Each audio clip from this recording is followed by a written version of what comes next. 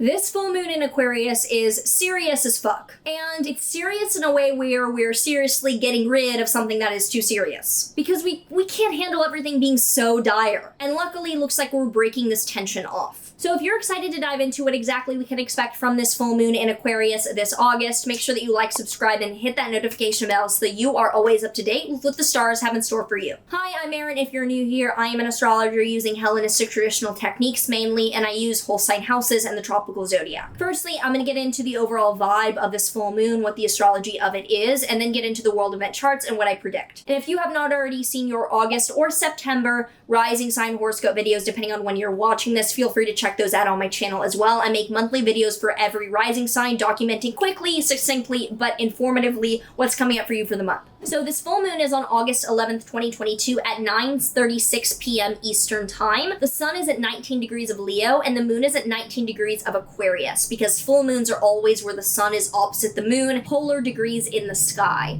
The sun is then in the second decan of Leo. The decans are the third parts, so the sun is in the middle third part of Leo. This is associated with the Six of Wands tarot card, also known as the Lord of Triumph. Generally, you are coming off of a victory. You are in your party, we won, let's celebrate mode, but be aware of possibly not doing this in the most ethical way. That's the downside. That usually this is a good indicator of having gotten somewhere or done something, but the clarity around this card is that it's not understood if it was ethical or not on the way there, and being careful of getting addicted to or having a series of compromises that led you to win, but then create a faulty foundation underneath you. Not saying that's the case, but being open about that being kind of an impression of this card is, oh, how did they get to their success? The moon is then in the second decan of Aquarius, or the middle third part of Aquarius, associated with the Six of Swords tarot card, also called the Lord of Science. And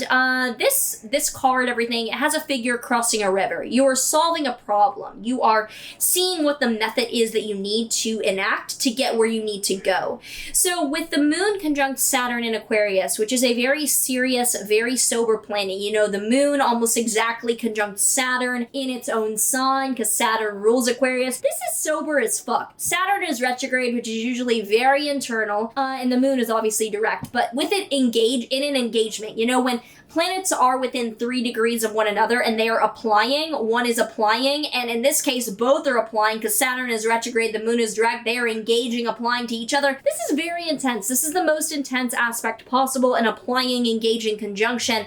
And full moons are already times of letting go. So with Saturn being a planet of sobriety and challenge and seriousness, we are letting go in a serious way of something that is just too damn serious. We're like, this is heavy as fuck. I do not have time for this. If I'm going to get serious about wanting to get somewhere, I need to be serious and let go of this, and my neighbors are watching me film this, so this is hilarious. So this appears to be a letting go of boundaries that have held you back, and you're now seriously considering that they don't need to be there anymore. It could be something that was once a support system, it was once a boundary that got you far, and now it's a boundary that is weighing you down. This full moon is also pretty tightly square Uranus and Taurus at 18 degrees, so with it less than 1 degree away from an exact square, this is very sudden and very chaotic, where this release and this letting go could lead to reactions and dynamics from others that are very like, whoa, that was intense, that was extreme. I did not think that the wildfire would happen from others, that they're reacting in a very wildfire way. And Uranus is in a wide conjunction to Mars in the North Node. However, with Mars being conflict and aggression and the North Node being amplification or intensification, and all them being in Taurus, looks like not only is this full moon at odds with disruption and chaos from others' reactions,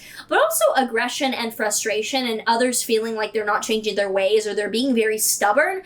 So it could be very destabilizing and uncomfortable as a result. Thankfully we're letting go of these boundaries and these things that are holding us back, but it's pretty uncomfortable on the part of reactions from other people, maybe being just psychotic and being like, whoa, I'm letting go of seriousness for me, I'm not letting go of anything for you, but have at it. However, I do really like that Mars is trying Pluto in Capricorn. That's focus, that is direct action, and we aren't beating around the bush at all. Like, it shows that, yes, this is destabilizing and chaotic, but no one is beating around the bush here. Everyone is being upfront and openly stubborn. And on a positive note, this new moon is sextile Chiron in Aries. With Chiron being an aspect of healing or vulnerability, it shows that, yes, we are vulnerable and our egos are involved here, but it's an ability to address them and actually actually, be able to heal them because of how raw everything is. And Mercury is at home in Virgo, which I love to see. I love to see that Mercury is in its home sign. I love to see that communication is helped, communication is strong. Venus has also just entered Leo. So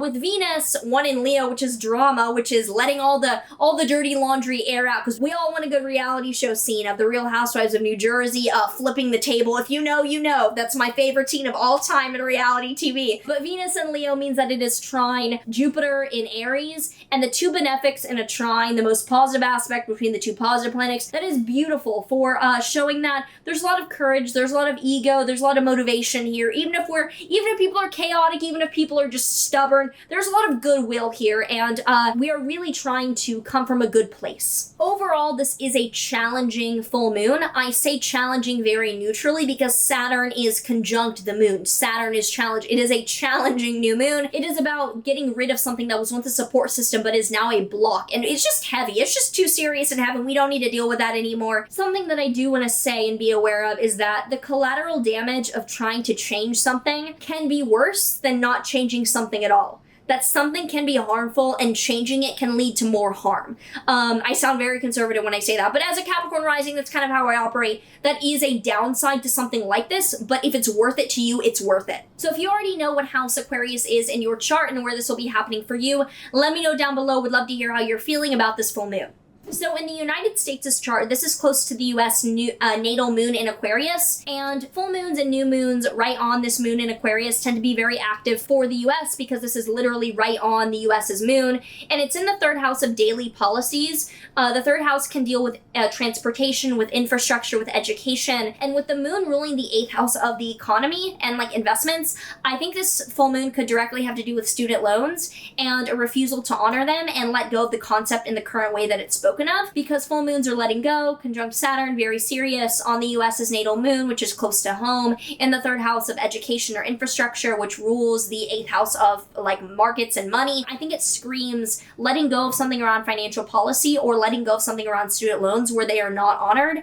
And given that Saturn is retrograde, Biden might be going back on the fact that he promised this.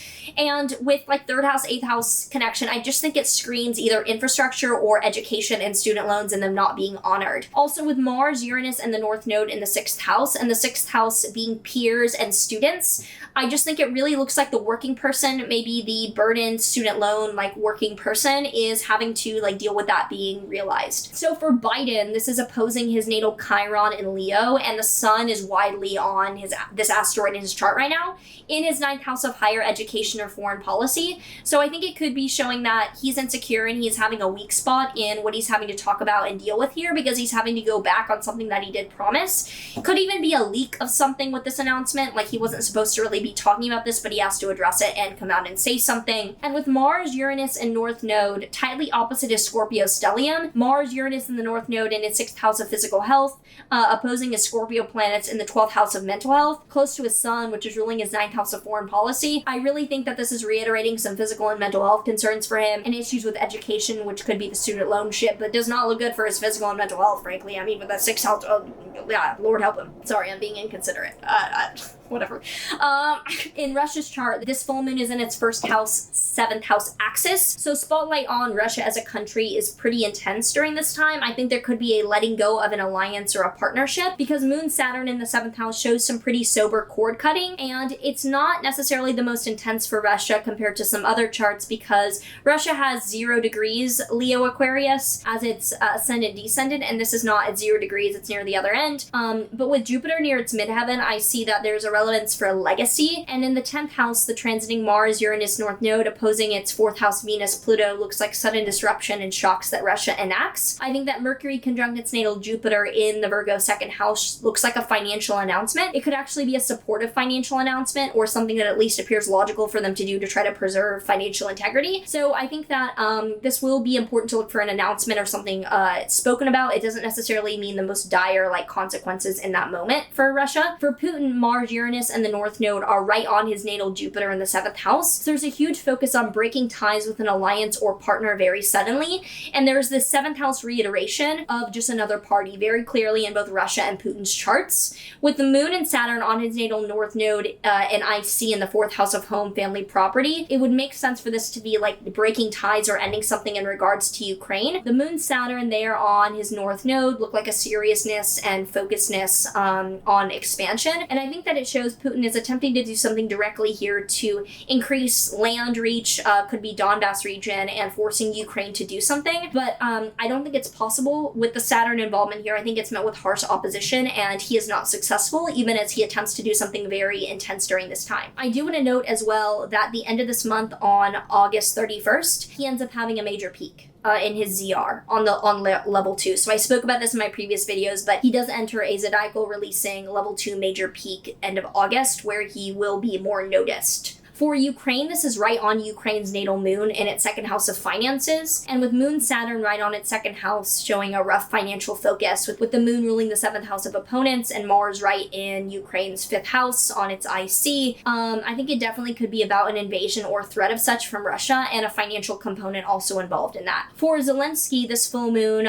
is right on his midheaven and IC, which is a very public decision for his country. The moon and Saturn on his MC is very serious and challenging, and with the sun right on his moon ruling a 2nd house of finances, it's reiterating financial aspects for both like every party involved, Russia, Ukraine. The financial aspect is very clear. And with Venus right on his Mars in the 3rd house, I think he's receiving help from neighbors, like literal neighboring countries are helping him immensely during this time. But it doesn't look like anything directly physical, but the threat of some kind that involves a financial focus. And for Russia, it looks like if it was successful, it would be positive, but it's not successful because Zelensky is helped out by parties. That's how by alliances and parties in the region. That's how it would connect all of these things. Switching the focus to the market, for Bitcoin, full moons are dumps into and pumps out of. They are V-shaped, generally pivots. On the 11th, Venus is opposite Bitcoin's Jupiter, which is positive, and on the 13th, right after, Venus is opposite Bitcoin's Mercury, which is positive. However, Moon Saturn on Bitcoin's Neptune also looks like getting rid of delusion, so I would say recovery that is not crazy euphoric, but there is a uptrend after the full moon, so locally it's a bottom and there's an uptrend. Similar for ETH, I think that Moon and Saturn opposing ETH's Mercury is pretty challenging, like challenging news going into the full moon, but then